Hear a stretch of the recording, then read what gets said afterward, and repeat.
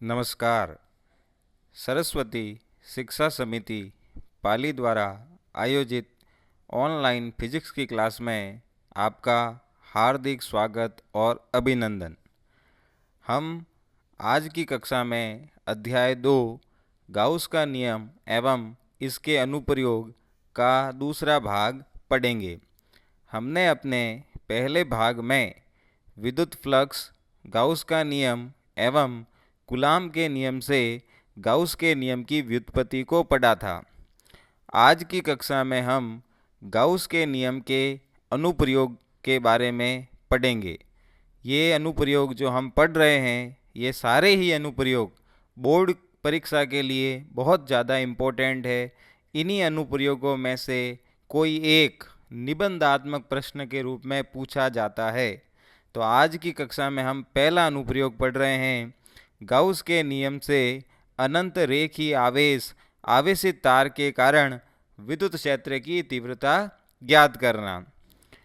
एक अनंत समरूप रेखिक तार जिसकी लंबाई L है, हम मतलब एक तार लेंगे जिसकी लंबाई L है, उस पर Q आवेश डाला गया है, माने हम उस पर Q आवेश डाल देंगे। जैसे ही हम उसके ऊपर Q आवेश डालेंगे, वह सारा Q आवेश उस तार की लंबाई के अनुदेश उसके ऊपर वितरित हो जाएगा। हम ये रेखिक आवेश वितरण में पढ़ चुके हैं कि जब आवेश को तार की लंबाई के ऊपर तार के ऊपर डाला जाता है तो वो उसकी लंबाई के अनुदेश उसके ऊपर वितरित हो जाता है। उसी को हम रेखिक आवेश वितरण या रेखिक आवेश घनत्व कहा जाता है। तो ये जो तार है, इसके ऊपर हमने आवेश डाल दिया है। अब इस आवेशित तार से कुछ दूरी स्मॉल r पर एक बिंदु P स्थित है। हमें उसी बिंदु पर विद्युत क्षेत्र की तीव्रता का मान ज्ञात करना है। तो सर्वप्रथम हम रेखिक आवेश घनत्व के सूत्र से हम जानते हैं लैम्बडा बराबर होता है Q/L।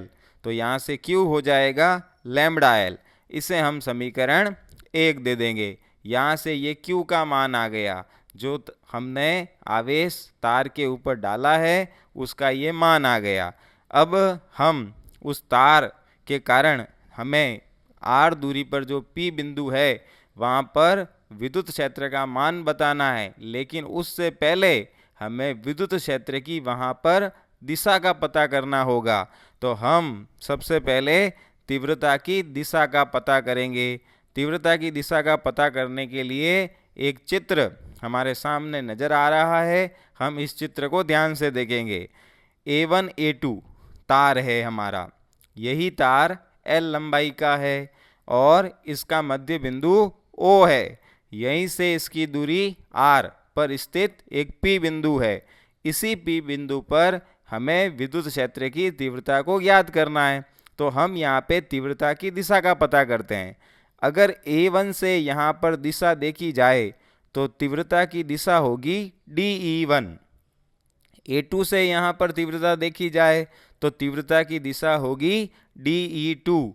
DE1 और DE2 दोनों की दिशाएं जो है वो असमान है, अलग अलग दिशा है। अतः P बिंदु पर जो तीव्रता की दिशा होगी अलग अलग होगी। हमें एक दिशा का पता करना है, इसीलिए हम यहाँ पर घटकों का वियोजन करते हैं। तो हम देखते हैं कि साइन घटक जो है वो एक दूसरे के विपरीत प्राप्त हो रहे हैं और ये समान है, इसीलिए ये आपस में निरस्त हो जाएंगे। जबकि कॉस घटक एक ही दिशा में है, इसीलिए ये ही हमें परिणामी तीव्रता की दिशा का मान बताएंगे। तो हमने क्या किया, P बिंदु पर घटकों का वियोजन किया। साइन घटक एक दूसरे के बराबर और विपरीत होने के कारण निरस्त हो गए और कॉस घटक एक ही दिशा में होने के कारण परिणामी तीव्रता की दिशा को व्यक्त करते हैं। तो हमें यहाँ से पहले पता चल गया कि तीव्रता की दिशा किधर होगी। तीव्रता की दिशा तार के लंबवत OP की दिशा में होगी। तो हमें तीव्रता की दिशा का पता चल गया है। अब हम क्या करेंगे, तीव्रता का मान ज्ञात करेंगे। हम तीव्रता का मान गाउस के नियम से ज्ञात कर रहे हैं, इसीलिए हमें यहाँ पर गाउस के नियम का पालन करना होगा। और गाउस ने क्या कहा था, गाउस ने कहा था कि जब भी मेरा नियम लगाओ गाउसीय पृष्ठ की कल्पना करना जरूरी है। तो हम क्या करते हैं, तीव्रता का मान ज्ञात करने के लिए गाउसीय पृष्ठ की कल्पना करते हैं। तो हम जो हमारा तार था उसके चारों ओर एक बेलनाकार गाउसीय पृष्ठ की कल्पना कर लेते हैं। तो चित्र में आपको नजर आ रहा है हमारा जो तार है, हमने उसके चारों ओर एक बेलन आकृति के गाउसीय पृष्ठ की कल्पना की है। इसकी लंबाई L है और इसकी त्रिज्या R हो जाएगी, और जो P बिंदु है हमारा वो इसकी सतह पर स्थित है। हम अब सबसे पहले इस गाउसीय पृष्ठ से संबंधित गाउस के नियम अनुसार सबसे पहले फ्लक्स ज्ञात करेंगे, और जब हम फ्लक्स ज्ञात करेंगे तो इस बेलनाकार पृष्ठ की 3 स्थितियों को ध्यान में रखेंगे। सर्वप्रथम सबसे ऊपर वाली स्थिति, दूसरी सतह पर स्थिति, और तीसरी नीचे वाले पृष्ठ की स्थिति। 3 स्थितियों का ध्यान रखेंगे। तो सर्वप्रथम हम फ्लक्स निकालते हैं, और ये फ्लक्स 3 स्थितियों में निकलेगा। तो विद्युत फ्लक्स का सूत्र क्या कहता है? विद्युत फ्लक्स का सूत्र कहता है फाई बराबर होता है बंद पृष्ठ का समाकलन ई सदिश डॉट डी एस सदिश। हम ये 3 भागों में इसको लगाएंगे, इसीलिए इसके हम 3 भाग बना देते हैं। तो फाई बराबर हो जाएगा समाकलन ई सदिश डॉट डी एस सदिश प्लस समाकलन ई सदिश डॉट डी एस सदिश प्लस समाकलन ई सदिश डॉट डी एस सदिश। ये तीनों अलग अलग भागों के लिए फ्लक्स हो गया। अब हम क्या करेंगे, इनका अदिश गुणनफल खोल देंगे। तो फाई बराबर हो जाएगा समाकलन E D S cos theta plus समाकलन E D S cos theta plus समाकलन E D S cos theta. अब हम देखते हैं कि पहली स्थिति में ई और डी एस के मध्य का कोण कितना है। चित्र में देखो आप, 90 डिग्री है, दोनों एक दूसरे के लंबवत है। दूसरी स्थिति में ई और डी एस दोनों एक ही दिशा में है, इसीलिए इनके बीच का कोण 0 डिग्री हो जाएगा। और तीसरी स्थिति में फिर से देखिए ये एक दूसरे के लंबवत है, अतः यहाँ पे भी कोण 90 डिग्री हो जाएगा। तो तीनों कोणों के मान यहाँ पे रख देते हैं। थीटा बराबर 90 डिग्री, थीटा बराबर 0 डिग्री और थीटा बराबर 90 डिग्री। तीनों मान जब हम इसमें रखेंगे तो हमें यहाँ से दिख रहा है cos 90 का मान 0 होता है। तो पहला और तीसरा पद 0 हो जाएंगे, मान सिर्फ दूसरे पद से ही निकलेगा। तो फाई बराबर हो गया 0 प्लस समाकलन ई डी एस प्लस 0, मतलब पहला और तीसरा पद 0 हो गया, अब दूसरा पद ही बचा, यही हमें मान देगा। तो फाई बराबर हो गया बंद पृष्ठ का समाकलन ई डी एस, यहाँ से ई का समाकलन नहीं होगा, बाहर आ जाएगा। तो फाई बराबर हो जाएगा ई बंद पृष्ठ का समाकलन डी एस। बंद पृष्ठ का समाकलन डी एस का मतलब है जो हमने काल्पनिक पृष्ठ लिया है उसका क्षेत्रफल का मान क्या होगा। और हमने काल्पनिक पृष्ठ बेलन लिया है, और उसके संपूर्ण पृष्ठीय क्षेत्रफल का सूत्र गणित में क्या होता है, 2 पाई आर एच, जबकि यहाँ पे लंबाई हमने एल ली है। तो बंद पृष्ठ के समाकलन का मान बेलन के लिए क्या हो जाएगा, 2 पाई आर एल। ये मान हम यहाँ रख देंगे। तो फाई बराबर हो जाएगा E dot 2 pi R L. हम इसे समीकरण नंबर 2 दे देंगे। ये हमने विद्युत फ्लक्स का मान विद्युत फ्लक्स के सूत्र से ही निकाला, लेकिन अब हम इसको गाउस के नियम से भी पता करते हैं। तो गाउस का नियम क्या कहता है, गाउस के नियम से हम जानते हैं कि विद्युत फ्लक्स कितना होता है, फाई बराबर होता है Q बटे एप्सिलॉन 0 निर्वात में। ये समीकरण 3 हो गया। समीकरण 2 और 3 दोनों फाई के मान को बता रहे हैं, इसीलिए हम क्या करेंगे, इन दोनों की तुलना कर देंगे। तो समीकरण 2 व 3 की तुलना से Q बटा एप्सिलॉन 0 बराबर हो गया E dot 2 pi R L. हमने 2 व 3 की तुलना कर दी, दोनों को बराबर कर दिया। अब यहाँ पर जो Q नज़र आ रहा है इसका हमने मान समीकरण 1 में पता कर लिया है, लैम्बडा एल होता है, वो मान यहाँ रख देते हैं। तो समीकरण 1 से मान रखेंगे तो लैम्बडा एल बटा एप्सिलॉन 0 बराबर E dot 2 pi R L. यहाँ से हम ई का मान पता करेंगे तो ई के पास वाली चीज़ को बट्टे में भेज देंगे। ई बराबर हो जाएगा लैम्बडा एल बटे 2 pi R L epsilon 0, L से एल कट जाएगा। ई बराबर हो जाएगा lambda upon 2 pi R epsilon 0। अब हम इस पद को थोड़ा सा अच्छा बनाने के लिए हम अंश और हर में 2 का गुणा कर देंगे। जैसे ही 2 का गुणा करेंगे ई बराबर हो जाएगा 2 लैम्बडा/4 पाई एप्सिलॉन 0 r। ये 1/4 पाई एप्सिलॉन 0 जो बट्टे में नजर आ रहा है, इसको हम पार्ट 1 में पढ़ चुके हैं। ये के है, कूलाम नियतांक निर्वात में, तो इसकी जगह हम के रख देंगे। तो ई बराबर हो जाएगा 2k लैम्बडा/r। इसको समीकरण 4 दे देंगे। यही मान उस तार के कारण r दूरी पर स्थित p बिंदु पर विद्युत क्षेत्र की तीव्रता होगी। इसको हम सदिश रूप में बताएंगे तो ई सदिश बराबर हो जाएगा 2k लैम्बडा/r r कैप। समीकरण इसको 5 दे देंगे। यहाँ जो r कैप है वो एकांक सदिश है। और अब हमें इन सूत्रों से 2 चीजें नजर आ रही है, ई और आर, ये दोनों एक दूसरे के व्युत्क्रमानुपाती है। अतः इनका जब ग्राफ खींचा जाएगा तो वह वक्रीय प्राप्त होगा। और दूसरी चीज ई व लैम्बडा, वो दोनों एक दूसरे के समानुपाती है। उनका जब ग्राफ खींचा जाएगा तो वह सीधी रेखा प्राप्त होगा। इसी के साथ ये हमारा गाउस के नियम का पहला अनुप्रयोग यहाँ पे जो है खत्म हो रहा है। ये हमें इतना पूरा पढ़ना है गाउस के नियम के पहले अनुप्रयोग में। अब हम अगला टॉपिक गाउस के नियम का दूसरा अनुप्रयोग लेके आ रहे हैं। गाउस के नियम का दूसरा अनुप्रयोग है समरूप आवेशित अपरिमित अचालक पट्टिका के कारण विद्युत क्षेत्र की तीव्रता। मतलब हमें एक समरूप आवेशित, समान रूप से आवेशित, एक अपरिमित जिसकी लंबाई चौड़ाई अपरिमित है, एक अचालक पट्टिका, माने अचालक या कुचालक हो सकता है, एक ही बात है। तो अचालक पट्टिका लेनी है, उसके कारण हमें विद्युत क्षेत्र उसी तरह से जैसे तार में निकाला, उस पट्टिका से स्मॉल r दूरी पर विद्युत क्षेत्र का हमें मान बताना है। हम जानते हैं कि कोई भी कुचालक या अचालक वस्तु होती है, जब हम उसके ऊपर आवेश डालते हैं तो वो सारा आवेश कहाँ जाता है, उसकी सतह के अंदर संपूर्ण आयतन में वितरित हो जाता है।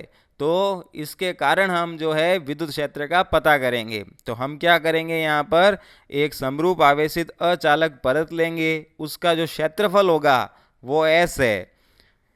उसी के मध्य बिंदु O से स्मॉल r दूरी पर एक बिंदु P स्थित है। हमें वहीं पर विद्युत क्षेत्र की तीव्रता का पता करना है। तो यहाँ पर क्षेत्रफल की बात हुई है तो क्या निकलेगा, सबसे पहले पृष्ठ आवेश वितरण के सूत्र से या पृष्ठ आवेश घनत्व का सूत्र क्या होता है, सिग्मा बराबर Q/S होता है। तो यहाँ से Q का मान क्या आ जाएगा, Q बराबर हो जाएगा Q बराबर सिग्मा S।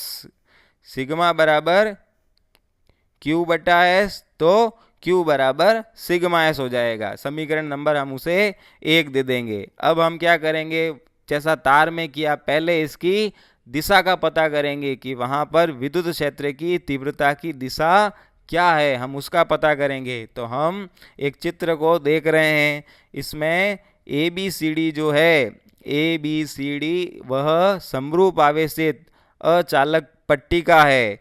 उसके ऊपर हमने मध्य बिंदु O लिया है। यहीं से P बिंदु पर, R दूरी पर P बिंदु है, यहाँ पर विद्युत क्षेत्र की तीव्रता पता करनी है। तो सबसे पहले हम यहाँ पर दिशा का पता करते हैं। और जब दिशा का पता करते हैं तो हमने जैसा तार में किया वैसा वैसा यहाँ पर अलग अलग बिंदुओं से जब यहाँ पे तीव्रता की दिशा देखी जाएगी तो वो तीव्रता की दिशाएं अलग अलग प्राप्त होगी। तो हम यहाँ पर घटकों का वियोजन करेंगे। तो P बिंदु पर जब घटकों का वियोजन होगा तो साइन घटक एक दूसरे के बराबर और विपरीत प्राप्त होंगे, जिसके कारण वे निरस्त हो जाएंगे। और कॉस घटक एक ही दिशा में होने के कारण उन्हीं से हमें परिणामी तीव्रता का मान पता होगा। तो हम समझ गए होंगे कि P बिंदु पर तीव्रता की दिशा किधर होगी, OP की दिशा में होगी, माने पट्टिका के लंबवत OP की दिशा में होगी। अब हमें P बिंदु पर तीव्रता का मान बताना है तो हम एक गाउसीय पृष्ठ का चयन करेंगे। तो तीव्रता का मान ज्ञात करने के लिए हम गाउसीय पृष्ठ का चयन करते हैं। और हमने एक ऐसा गाउसीय पृष्ठ माना है जो सतह के बाहर भी दिख रहा है आपको, और सतह के अंदर भी है, और सतह के पीछे भी है। पट्टिका के बाहर आगे की ओर भी है, पट्टिका के अंदर भी है और पट्टिका के बाहर पीछे की ओर भी है।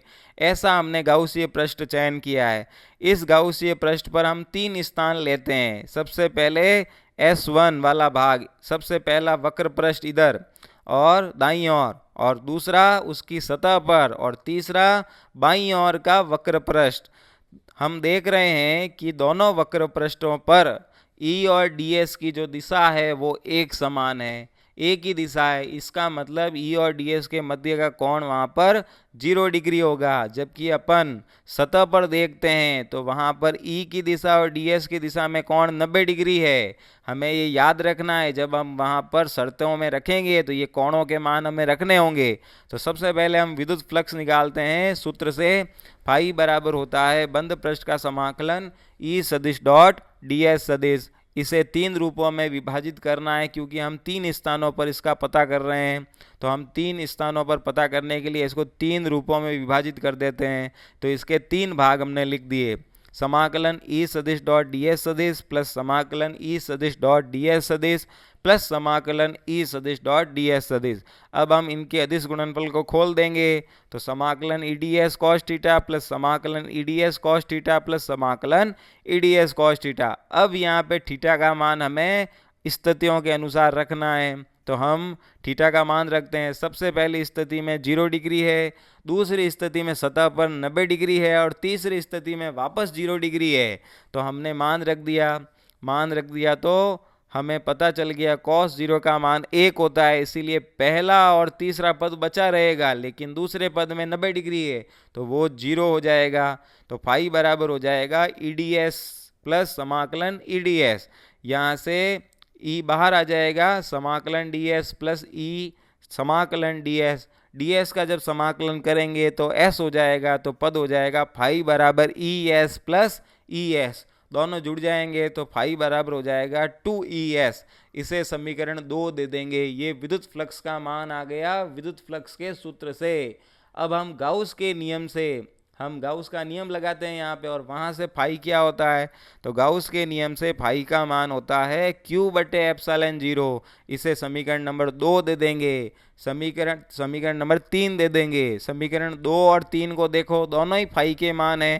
तो हम 2 व 3 की फिर से तुलना कर देंगे।